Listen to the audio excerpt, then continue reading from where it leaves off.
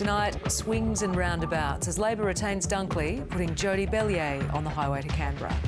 I am Frankston tough.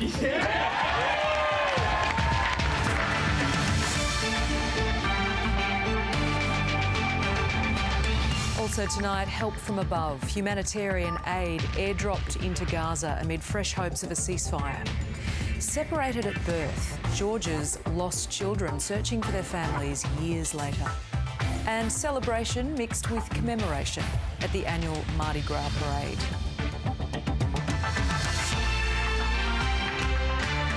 Hello and welcome to ABC News Sunday. I'm Tamara Oudyn. The federal opposition insists it's well placed to win outer suburban seats from Labor at the next election, despite falling short in the Dunley by-election yesterday. Labor retained the seat, which is centred around Frankston, with local community worker Jody Bellier finishing clear of the Liberal candidate Nathan Conroy, even though there was a 3.6% swing away from the government. And while cost of living was the central issue in the campaign, it wasn't enough to change the way people voted. From Frankston mum to federal MP, Jody Bellier is the latest addition to Anthony Albanese's team. Jody! Jody!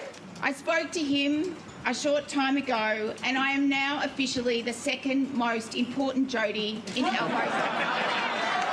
The primary vote, maintained in the way that Jody has done it, is just an extraordinary achievement. Local mayor and Liberal candidate Nathan Conroy narrowed the gap, but not by nearly enough.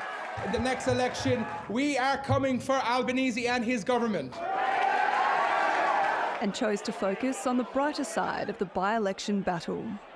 Just before I came up on the stage, my wife whispered in my ear that we are having our second child.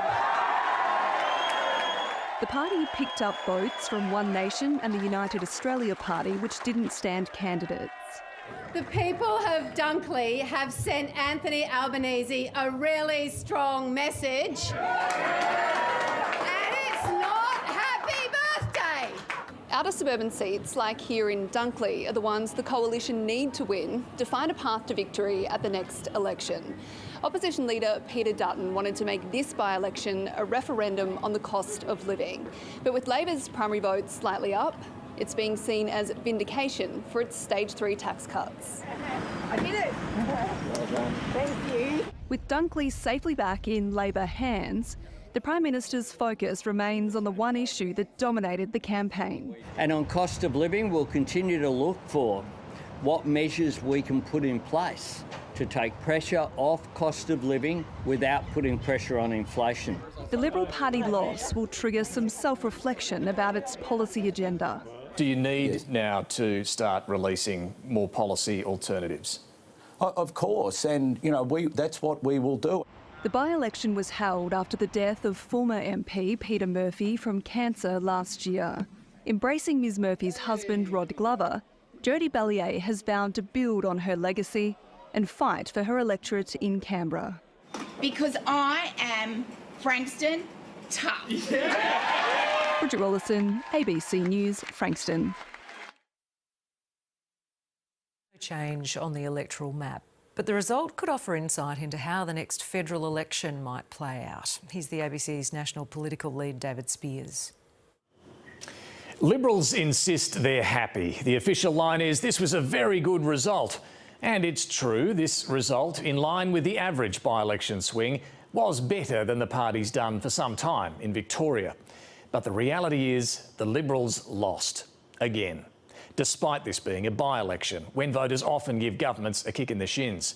And despite the cost of living crisis, which is biting hard in a seat like Dunley, not enough voters there were willing to sheet home blame to the government for the hip pocket pain they're feeling. There's already talk within Liberal ranks about the need for Peter Dutton to do more than just attack and start producing some alternative policy solutions. And some of his colleagues want a greater focus on winning back inner metro Teal seats rather than just focusing on the outer suburbs. For Labor, holding up their primary vote was an achievement. The rejigged tax cuts worked, but they won't be remembered forever. We're likely to see more cost of living help in the May budget and no doubt in the lead up to the next general election, which could be just over a year away. By then, the Prime Minister will be hoping interest rates have started to fall and voters give him credit for the economy turning the corner. A man has been arrested following a 5-hour siege at a home in the Geelong suburb of Corio. Heavily armed officers surrounded the property after initial reports of the man having a firearm. Police say the 24-year-old, along with a woman, had barricaded themselves inside the home and refused to engage with negotiators. The woman walked out at about 3 o'clock this afternoon and is assisting police with their investigation. Police say the man was arrested 2 hours later without incident. A house has been destroyed and a person has been injured after an early morning fire in Williamstown. 2 people were inside the house when the fire started around 4 o'clock. Nearby homes were evacuated as flames spread to a shed on a neighbouring property. Fire Rescue Victoria says a man in his 20s suffered burns to his back and arm. The cause of the blaze is being investigated. Israel has reportedly endorsed the framework for a 6-week ceasefire in Gaza that could see fighting paused and hostages released. US officials say mediators are now waiting on a response from Hamas. It comes as aid officials warn of the threat of famine, with the United States expanding its direct role in the conflict. Not bombs, but precious pallets rain down on Gaza. The life-saving cargo coming from US and Jordanian Air Force cargo planes, dropping 38,000 ready-to-eat meals for the hungry thousands. The aid drops mark an expansion of America's direct role responding to the crisis here. The US and other nations confirming this drop will be one of many to come. We welcome any increase to the flow of assistance that's coming into the Gaza Strip. At the same time, airdrops are really only ever used as an absolute last resort. It's difficult to actually bring in the amount, the quantity that's required in order to meet the needs. Some Palestinians agree it's too little to make a real difference. The aid that is dropped by parachute is not nearly enough. Egypt should open its border and let the trucks deliver our aid. As the war enters its 6th month, the United Nations is warning of famine, saying more than 500,000 Gazans are at risk, leading to desperate scenes like this when limited aid does manage to trickle in. Just days ago, one of the worst single tragedies when more than 100 were killed during an outbreak of violence at a food convoy. Israeli soldiers opened fire near the crowd. It was a humanitarian operation we were running, and the claim that we deliberately attacked the convoy and deliberately harmed people is completely baseless. US officials say Israel's basically accepted a deal for a 6-week ceasefire in exchange for the release of some of the hostages. The sticking points are over who will be released, including how many Palestinian prisoners. International mediators say it's now up to Hamas to agree, but they're optimistic there'll be a breakthrough. We hope that we will be able to achieve ceasefire before Ramadan. The Muslim holy month begins next week. Eric Twarchek, ABC News, Jerusalem. It's been revealed the former politician accused of helping an international spy ring was recruited while serving as a Member of Parliament. The boss of Australia's domestic intelligence agency, ASIO, revealed last week a foreign spy group cultivated the now former politician. However, Mike Burgess didn't provide details about their age, gender or political affiliation. He says although the person is no longer a politician, they were recruited while in office and it occurred before 2018. I won't comment on which parliament it was. What I will say is foreign interference against the political system happens at all levels of government, local, state and federal, and applies itself equally across all political parties. More than 100,000 people crammed the streets of Sydney last night to watch the 46th Sydney Gay and Lesbian Mardi Gras parade. As usual, it was a glitter-soaked, sequin-studded affair where pretty much anything goes. But amid the celebration, the community also came together to remember a young couple allegedly murdered by a serving police officer. The Dykes on Bikes always kick off the parade with a roar. But last night they paused at Taylor Square to remember the lives of Sydney couple Jessie Baird and Luke Davies. A jumbo jet bearing Luke Davies' name led the Qantas float, the flight attendant's mother joining his colleagues for what was one of her son's favourite nights of the year. We have Luke's mum walking with us tonight, and that is just a special moment to share with her, to share, to embrace her into our love. I hope that tonight brings a lot of healing for everyone, because I certainly know Luke was just the sweetest person, and he would want everyone to celebrate unity and love. After delicate negotiations with organisers, police marched, but not in uniform. Everyone's been very positive and welcoming, and it's been a very pleasant surprise. But tensions flared over other issues, with protesters calling for a ceasefire in Gaza dragged off the road by police. 8 people were later charged. The scuffle happened just in front of the Rainbow Labor float, where Chris Minns was making history as the first Premier to march. Throughout the night, there were plenty of politics. Mardi Gras needs to be a political act. It's how it started and it's how it will always be. And floats to float all boats, from tradies on the tools to the fabulously feathered. Happy Mardi Gras, Sydney! Bears bearing all to partying pink Barbies. Come on, Barbie, let's go party. Shaking, shimmying and shining their way down Oxford Street in every colour of the rainbow. It was fierce, fabulous and free. Even a few brief showers weren't a drag. You're not worried your face is going to melt in the rain? Oh no, it's waterproofed. I've prepared myself. Many years of experience for that. And for some, it was a family affair. It means a lot. It's a special place walking down here. It's amazing. Well, the 12,000 marchers in this year's parade are certainly showing what Mardi Gras is all about. Celebration, pride, inclusivity and community. And for a lot of these people, the night is just getting started. Many of them will be partying well into Sunday. Happy Mardi Gras. Nothing could dampen our parade. Sarah Gerrathy, ABC News, Sydney. Mardi Gras is a time to celebrate and also honour LGBTQ legends. A decade after HIV/AIDS arrived in Australia, it took the life of Aboriginal man Rossi Smith. On the 30th anniversary of his death, his family has paid homage to their beloved uncle at this year's parade. This story features the name and image of a deceased Indigenous person. They've been used with the permission of his family. It's a world stage of letting the world know who you are in your most authentic way. Not so long ago, Ginny Jane Smith's LGBTQ First Nations community was not out in public being celebrated. It wasn't safe at all. I mean, that's why Mardi Gras is Mardi Gras. It was a protest for visibility, for safety, forever acknowledging walking on the shoulders of giants.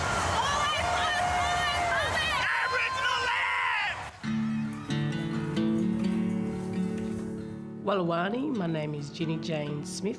I'm a proud Wiradjuri Walbunja woman from the Yuin Nation. My pronouns are she, her, lovely. Make sure you use it.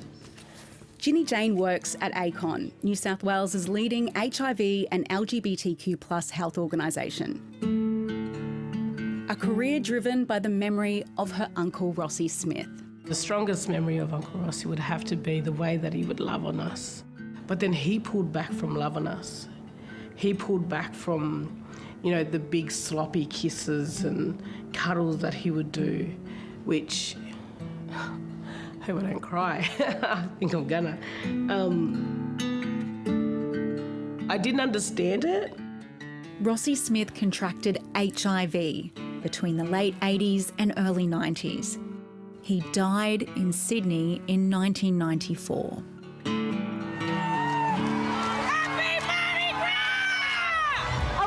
Since the 80s and 90s.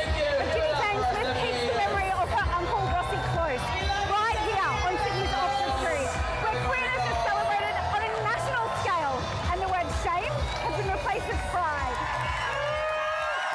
I feel somewhat cheated because he could have still been here.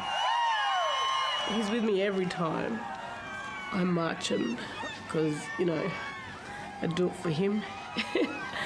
And he'd be dancing all the way up too if he was still here. those Rossi Smith left behind, dancing into the future. Carly Williams, ABC News, Sydney. Kylie Minogue has officially reached global icon status after being honoured with the title at the Brit Awards in London. The award recognises Kylie's sensational career. She's the first female artist to score a #1 album in 5 consecutive decades in the UK. The other big star of the night was English singer-songwriter Ray, who won a record-breaking 6 awards. It was vindication for the 26-year-old, who after years of fighting her record label, found success by releasing her music independently. Now to tonight's special report. The former Soviet country of Georgia is in the grips of a historic child trafficking scandal, believed to have spanned more than half a century. It's estimated tens of thousands of babies were taken from hospitals at birth and sold on the black market for big sums of money. Europe correspondent Catherine Diss travelled to Georgia to speak with victims who are searching for their families decades later. Look like the same, especially with those the red scarves on our hats. We have same style of clothing, but not now. Not now. Anna Panchulidze and Elena Diazedza look identical, but until recently they didn't even know each other existed. They grew up in different families in cities 2 hours apart. The first emotion was that we were looking in the mirror. Yeah. After connecting on social media, they both confronted their parents, who confirmed they were adopted. They believe they're twin sisters who were separated at birth. We're the same weight, same height, we have the same eye shape, and I don't know, we look like each other so much. Also, before Anna made the plastic surgery on her nose, I was like that. Yeah, she was exactly like me. That's why we think we're the sisters, especially twins. They then found a Facebook page that was reuniting adopted children with their biological parents. That's when they realised they were likely victims of a child trafficking scandal which spanned half a century.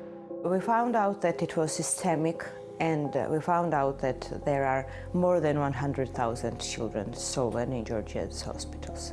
Anna's adopted mother confirmed she paid $3,500 for her in 2005. Back then, that was enough to buy a small apartment in Georgia. The scandal wasn't just happening in Tbilisi, it was all over the country. We're heading 2 hours east of the capital now to meet a mother who was told that her twin boys died. Irina Otarashvili delivered twin boys in 1978. She thought she took their bodies home in a suitcase. They buried it and never looked inside. More than 4 decades later, her daughters stumbled across the same Facebook page as Anna and Elena. We dug up the grave and there was absolutely nothing in it except these tiny sticks. The family says police told them there were no human remains inside. I was shocked. They stole my children from me. I could not even imagine a doctor could steal a child and sell it and tell the mother the child has died. I want to find my children because I don't want them to think they were abandoned by their mother. I don't. Local journalist Tamuna Mutsuretse exposed the story after discovering in 2016 that she had 2 birth certificates.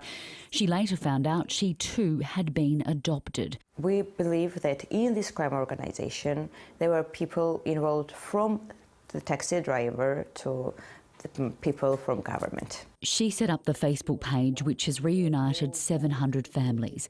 To investigate the scheme, she teamed with human rights lawyer Leah Mushalaria. They believe doctors, nurses, politicians and taxi drivers were all behind it, each getting paid for selling the children. It was pretty clear that it was a kind of well-structured illegal business in this country.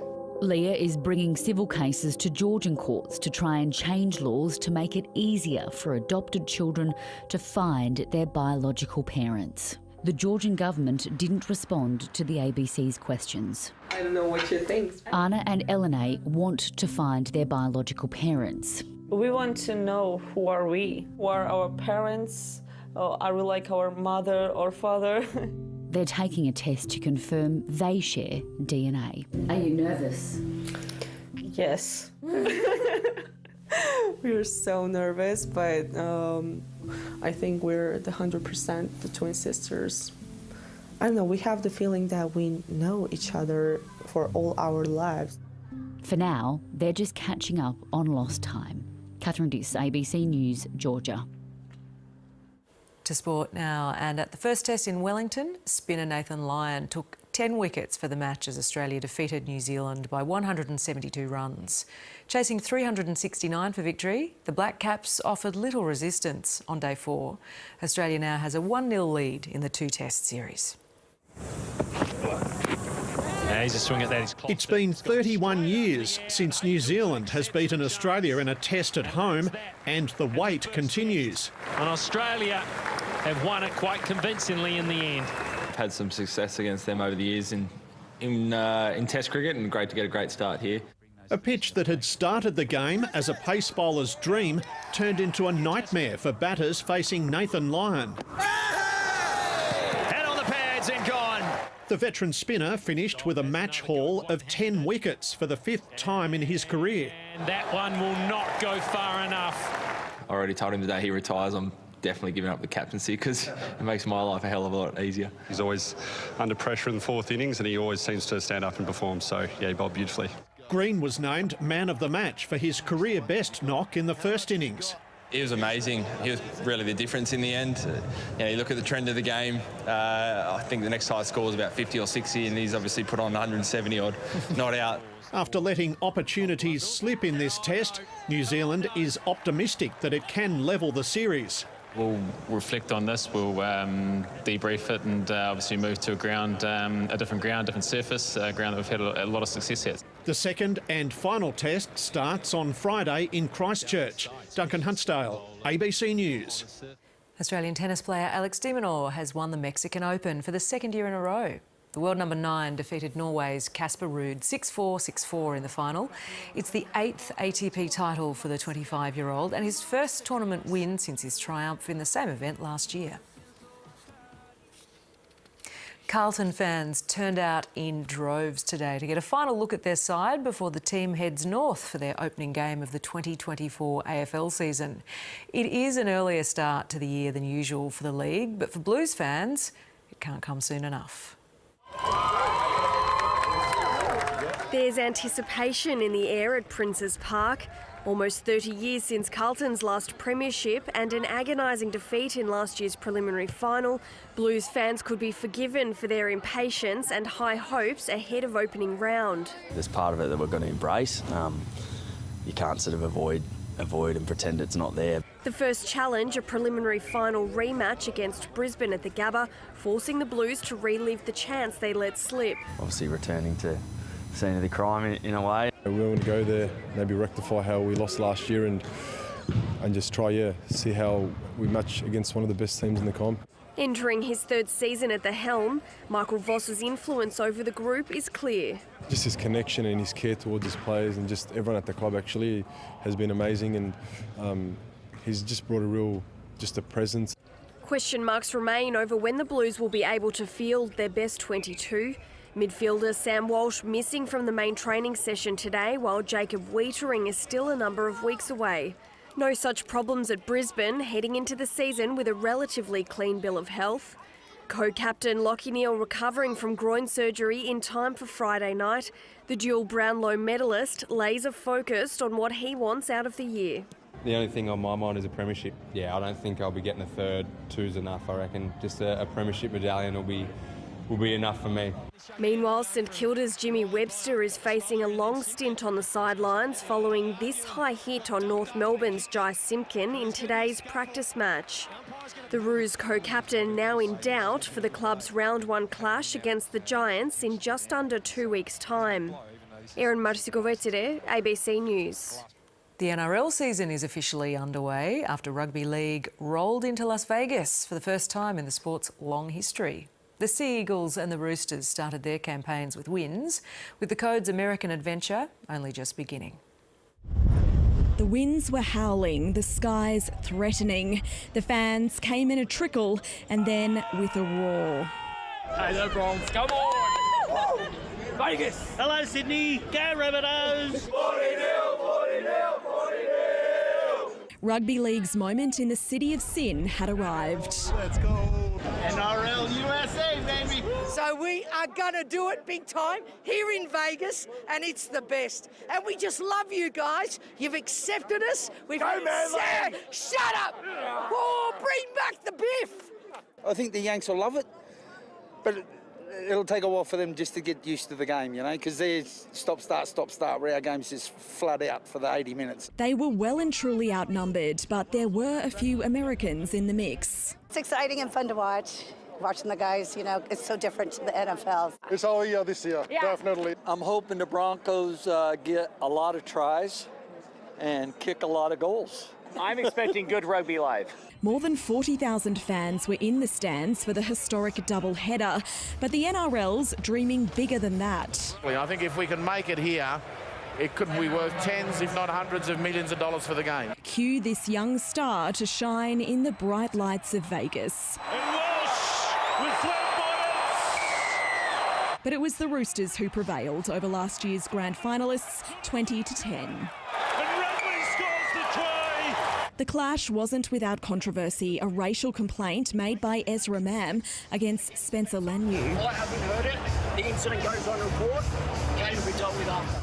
Earlier, a high-scoring show between the Bunnies and Sea Eagles as the sides scored a combined 11 tries, Manly winning by 12 points. The NRL will be back here next year. It's committed to its American ambitions over a 5-year period. But whether locals will take to the game is still a big question mark. It's Aussie, oi, oi, oi.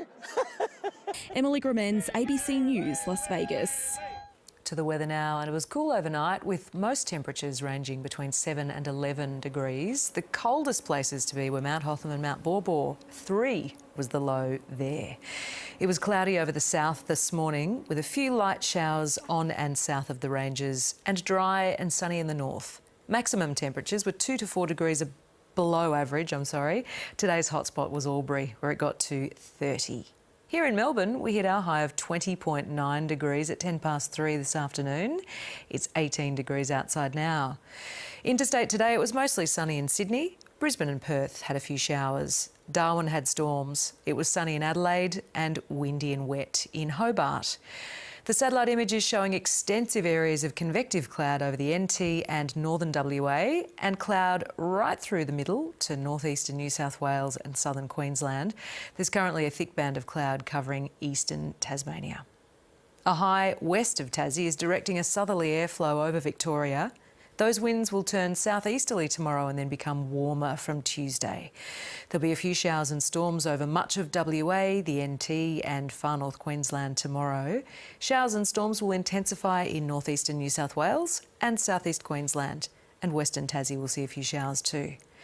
For the capitals tomorrow, cloudy in Perth and Hobart, mostly sunny in Adelaide, showers for Brisbane and Darwin and partly cloudy in Sydney. Back home, we're looking at a mild to warm day with light to moderate southerly winds. It'll be a dry and partly cloudy morning in the south, mostly sunny in the afternoon statewide. Fire danger will be high in the southwest, the Wimmera, north central and northeast districts.